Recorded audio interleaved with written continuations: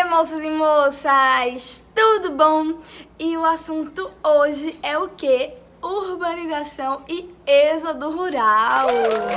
Minha gente, nada mais justo do que eu vir falar esse assunto pra vocês, já que nos 2 videoaulas que eu soltei, eu falava tanto da urbanização quanto do êxodo rural. E esse assunto é muito cobrado no Enem. Então já pega teu caderno, tua caneta, vai fazendo tuas anotações, fica ligadinho até o final do vídeo e vem ver comigo! 1, 2, 3, come on! Vamos lá, êxodo rural. O que é êxodo rural? Êxodo rural é um processo de migração onde as pessoas saem do campo para ir para a cidade. Então, Carol, eu e minha família estamos nos mudando, estamos saindo da nossa fazenda e vamos morar na cidade. Isso é um êxodo rural? Não. Tem que ser uma migração expressiva, tem que ser muita gente saindo do campo e indo para a cidade numa determinada época. Beleza? É basicamente esse o conceito de êxodo rural. E por que acontece isso? A principal causa é a mecanização do campo. Quando começou lá as indústrias, as máquinas elas começaram a fazer o trabalho do ser humano. Então, o que precisava de 5, 6 homens para cavar, plantar, tudo mais, agora só precisa de um para operar a máquina e a máquina faz todo o outro trabalho. Então, o que foi que aconteceu com esses 5 agora, que ficou sobrando, né? Eram 6, a máquina faz o trabalho dos 5 e só precisa de um para operar a máquina. Esses 5 ficaram desempregados e agora eles vão viver de quê? Então eles pegam e vão para a cidade.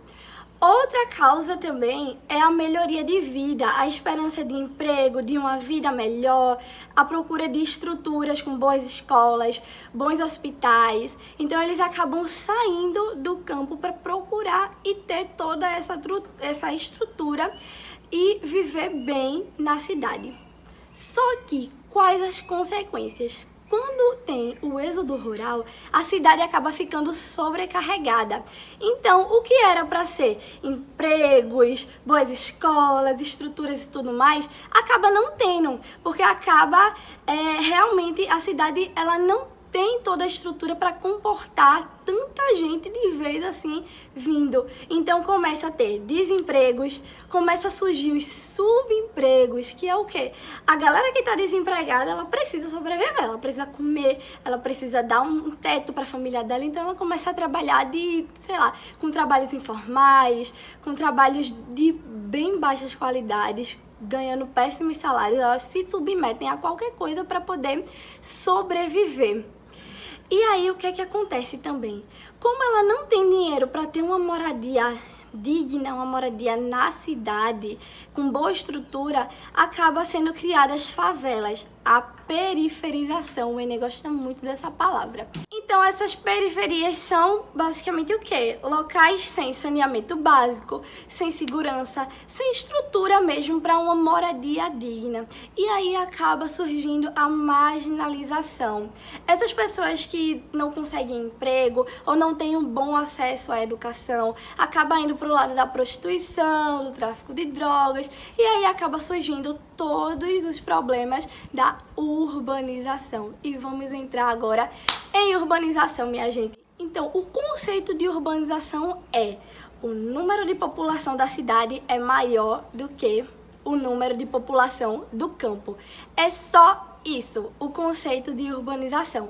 E é um processo. O processo de urbanização é quando as pessoas estão vindo do campo e está se aglomerando na cidade e a cidade está crescendo. Então, isso é realmente um processo. Agora eu vou falar para vocês de urbanização dos países desenvolvidos e subdesenvolvidos, porque sim, gente, tem muita diferença. A urbanização dos países que hoje são desenvolvidos, ela foi uma urbanização antiga, lenta e cooperativa. Como assim, Carol? Antiga porque, vê só, veio lá do século XVIII. A urbanização recente, a urbanização que nós conhecemos hoje, ela começou no século XVIII e ela veio juntamente com o quê? Com a indústria.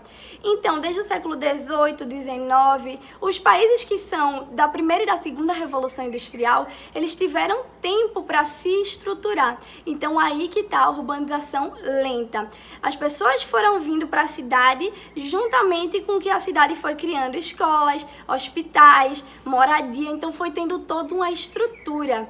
E cooperativa, por quê? Se a gente olhar lá para o Nordeste dos Estados Unidos, Washington é uma cidade que cresceu bastante, mas ela não cresceu sozinha. Ela cresceu ali junto com Nova York, com Detroit, com Boston. Então, as cidades elas foram se urbanizando e foram se expandindo. As outras cidades laterais, aos arredores, foram se urbanizando também, foram se industrializando e uma foi cooperando com a outra.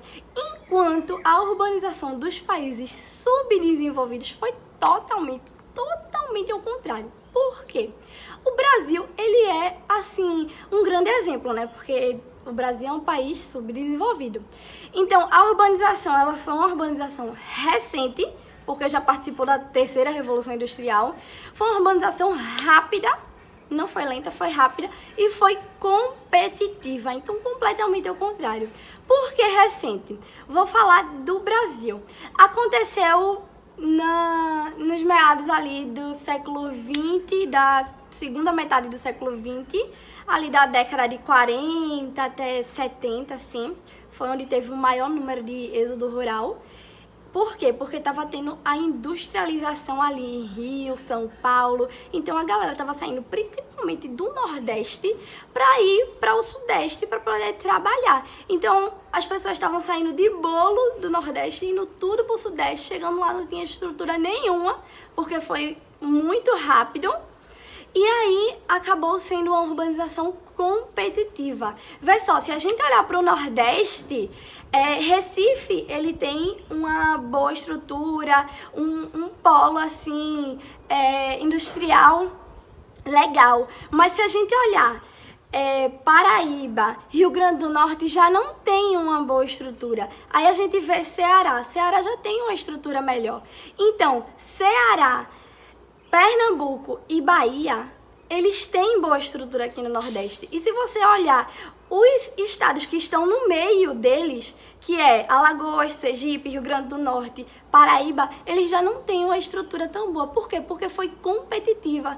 Uma cidade cresceu em detrimento das outras. Isso chama-se de urbanização macrocefálica.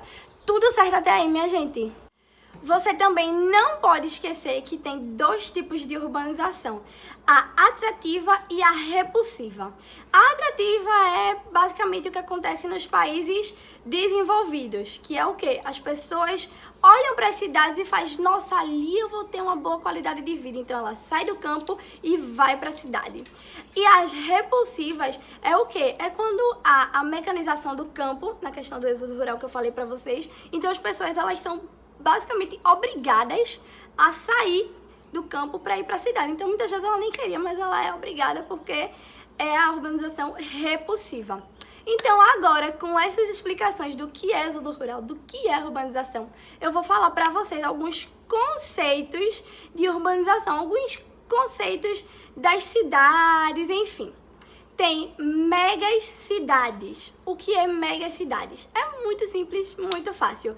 São cidades com mais de 10 milhões de habitantes, então ela é chamada de megacidade. Aqui no Brasil, um bom exemplo é São Paulo. São Paulo tem mais de 10 milhões de habitantes, então ela é chamada de megacidade. Tem também um conceito que se chama conurbação. Ah, Carol, o que é isso? Conurbação, conceito de corno? Não, não é o conceito de corno, minha gente. Conurbação é quando duas cidades se juntam ao ponto de, quando você olha assim, você não sabe onde começa uma, onde termina a outra. É aquela coisa, se não tivesse aquela placa, bem-vindo a tal canto, bem-vindo a tal canto, você não saberia que era, porque parece uma só. Muitas vezes é a mesma avenida, sabe? O que só divide é a placa mesmo, muitas vezes. Então, quando duas cidades se expandem ao ponto de você não saber onde começa uma para terminar a outra, isso se chama de conurbação. E aí a gente passa agora para metrópole. O que é metrópole? Metrópoles são quando cidades são conurbadas e aí isso forma uma zona importante naquele lugar, uma zona de muita importância e muita influência. Isso se chama de metrópoles. E aí tem também as megalópolis. Megalópolis é quando o quê? Quando metrópoles ficam conurbadas. E aí formam manchas urbanas extensas. Existem poucas megalópolis no mundo. E a megalópole mais conhecida é a Bosch-Wash, que pega o Nordeste estadunidense todo ali. Ela vai de Boston, passa por Nova York, vai até Washington. Então, tem várias metrópoles ali conurbadas, o que forma uma mancha urbana gigante. Tem também no Japão, mas enfim, são poucas. Aqui no Brasil, teve um projeto de megalópolis que era entre Rio e São Paulo, mas acabou não rolando porque São Paulo acabou se desenvolvendo para o outro lado ali, acabou se desenvolvendo mais para Campinas, Santos, então boiou a megalópolis brasileira e foi triste. E região metropolitana, só para terminar. O que é região metropolitana? Região metropolitana, antigamente, quando eu não estudava assim pro Enem, eu acredito, eu pensava que era a mesma coisa de metrópole. Metrópole, região metropolitana, no final é tudo a mesma coisa. Mas não é. Região metropolitana ela é composta pela metrópole e suas cidades satélites. O que são cidades satélites? São aquelas cidades pequenas que estão na órbita da metrópole, ou seja, aos arredores, né? E essas cidades satélites são chamadas também de cidades dormitórios. Por quê? Porque as pessoas que moram nessas cidades, elas fazem tudo na metrópole, muitas vezes médico, trabalho, e como é longe, elas acabam indo para cidade satélite apenas para dormir. Então, por isso que é chamada de cidade dormitório. E aí, minha gente, quando a gente vê essa questão de cidades dormitórios, cidades satélites, a gente pode olhar para uma questão de segregação socioespacial, né? Porque quando aconteceu a urbanização, quem ficou com os lugares privilegiados, né, na urbanização? Já que a urbanização veio junto com a industrialização. Quem ficou com os lugares privilegiados? Os lugares na metrópole, os lugares no centro de tudo, perto de tudo, nas áreas valorizadas. As pessoas que tinham condições capitais, sabe? As pessoas que, de certa forma, influenciava, seja na política, seja no intelecto da indústria ou nos cargos altos da indústria. Então, pessoas que têm poder, que têm capital, que têm dinheiro, elas ficam nas áreas mais valorizadas. Enquanto as pessoas que não têm tanto dinheiro, não têm tanto poder aquisitivo, elas ficam ou nessas cidades satélites, ou nas periferias, ou marginalizadas. Então, minha gente, é só com essa conscientização a respeito de segregação socioespacial que eu vou terminar o vídeo aqui pra vocês. O Enem gosta muito disso, ele gosta de trazer muitas críticas, né, sociais pra gente, então fica bem ligadinho nisso aí.